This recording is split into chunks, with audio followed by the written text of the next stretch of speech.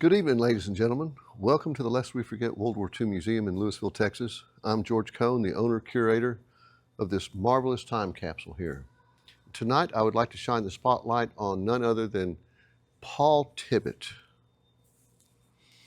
Paul Tibbitt, for those of you that are unfamiliar with him, is the gentleman that flew the Enola Gay when it dropped the atomic bomb on Hiroshima, August 6, 1945.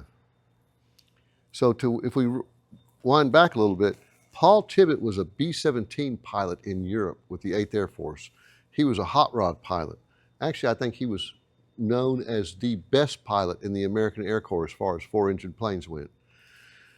I believe he was General Eisenhower's private pilot for a period of time. So when the most important mission of the war was being planned, i.e. dropping the atomic bomb on Hiroshima, they looked for the best pilot there was, and they picked Paul Tibbitt. So I'm not going to go through the history of him training and all that for this, but I read his biography or autobiography, and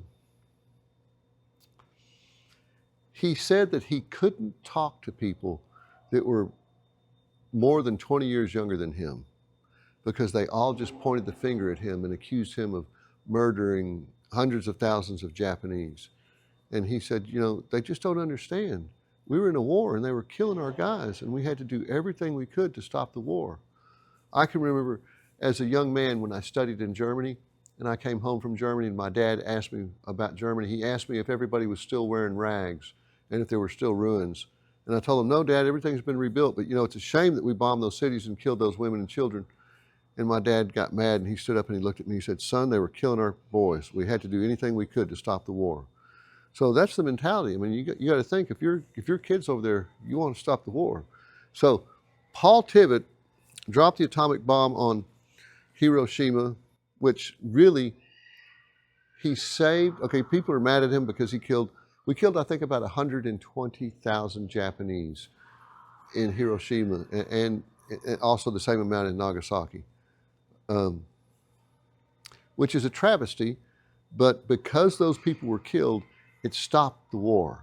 And it was estimated that if we would have invaded Japan, and we were preparing to invade Japan in November of 1945, if it is estimated that if we would have invaded Japan, that it would have cost 1 million American lives.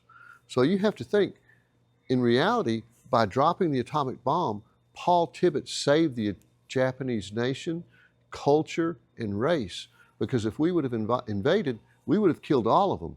They had trained their women and children to fight us with spears and with grenades that are made out of pottery. It would have been a bloodbath.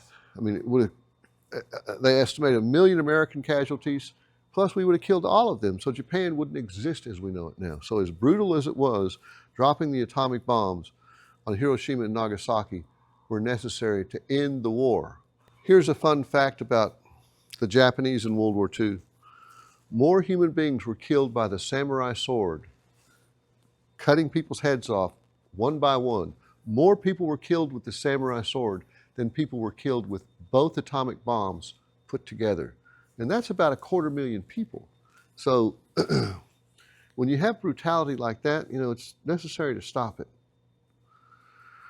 We might make mention of George Bush, the president, George Herbert, or whatever his name is, the first president of the United States. He was a pilot in the Pacific, and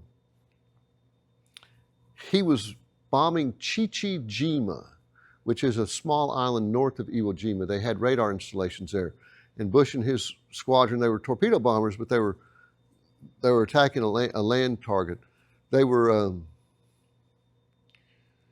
trying to knock out the radar, and when Bush got shot down, he bailed out, and one of the men was killed and never jumped, but another man, his chute didn't open, and Bush's chute opened, and he landed in the drink, he landed in the ocean, and he was out there in a life raft, and the Japanese are shooting at him, and they're waiting for the tide to bring him in, because the Japanese on that island at Chichijima, they were cannibalizing the American aviators that they shot down.